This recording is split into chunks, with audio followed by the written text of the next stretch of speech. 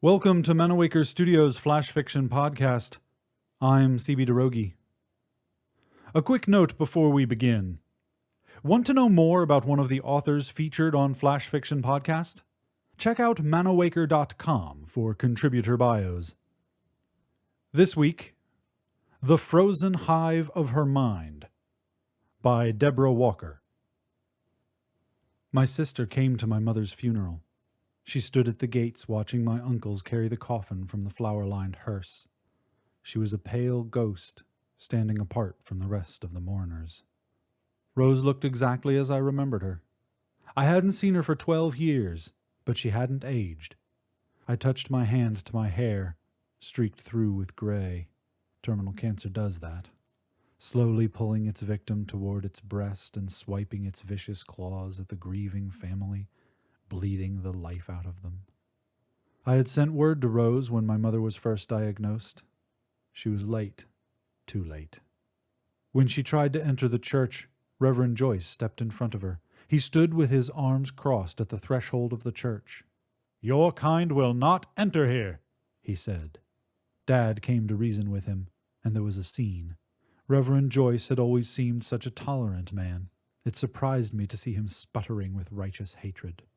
The cold lifers spark the most astonishing feelings of passion. After the service, I had a quiet word with Rose and asked her not to attend the grave. I didn't want Dad upset, any more than he had to be. "I'll go straight to the Green Man," said Rose. She remembered then. My mother had enjoyed a drink, and the Green Man had been local for nigh on 30 years. "You should have stayed away," I said to Rose. I picked her out a plate of food from the buffet. We sat outside the pub in the biting November wind. We were in a mildewed corner of the patio, hidden from the rest of the mourners inside the pub. "She was my mother, Elise." Her speech was slow, as if she had to sort through a multiple of options before selecting the correct response. I didn't tell her that Mother hadn't mentioned her name for more than 10 years. My sister's face was pale. I knew that her blood surged artificial with cryoprotectants, anti-nucleating proteins, polyols, and glucose derivatives that allowed her body to maintain the state of unnatural coldness that facilitated communication with the others of her lattice. Our cousins, Alan and Sam, came outside lighting cigarettes. When they saw Rose, they stared. Sam looked away. Alan spat on the floor and muttered, "You cold cow."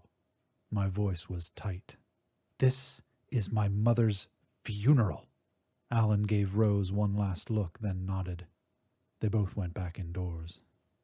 Some people say that the cold lifers are dead, that the spirit leaves the body when the heart stops beating. The government laser-cooled Rose to a point approaching absolute zero. I imagined her laid out on a stainless steel slab with the 11 other volunteers. Her heart stopped beating. Bosons formed nano-sized Bose-Einstein condensates within her body. Subatomic particles at extreme temperatures act strangely.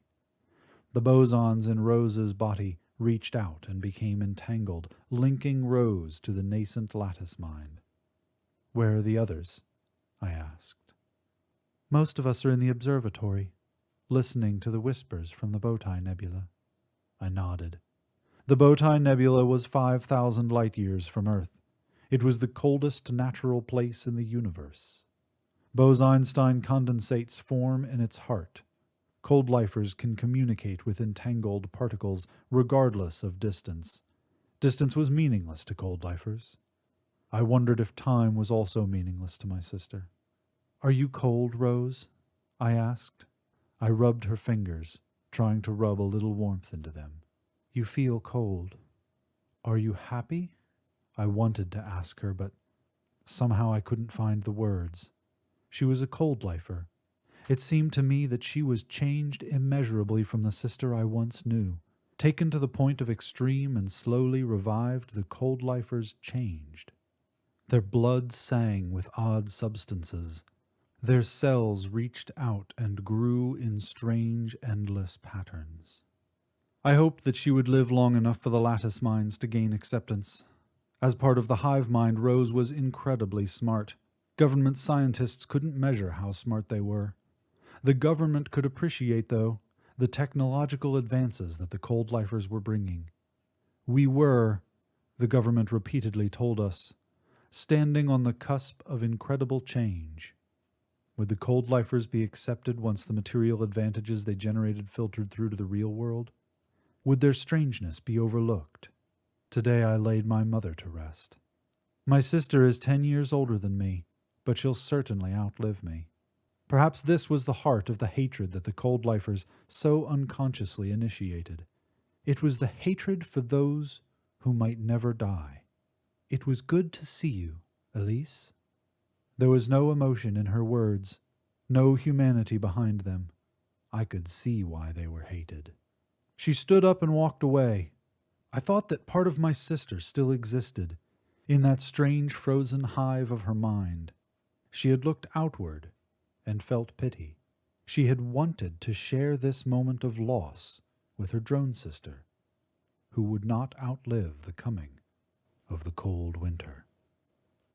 This has been The Frozen Hive of Her Mind by Deborah Walker, first appearing in Nature. The Flash Fiction Podcast theme song is by Kevin MacLeod. I'm CB DeRogie. Thanks for listening.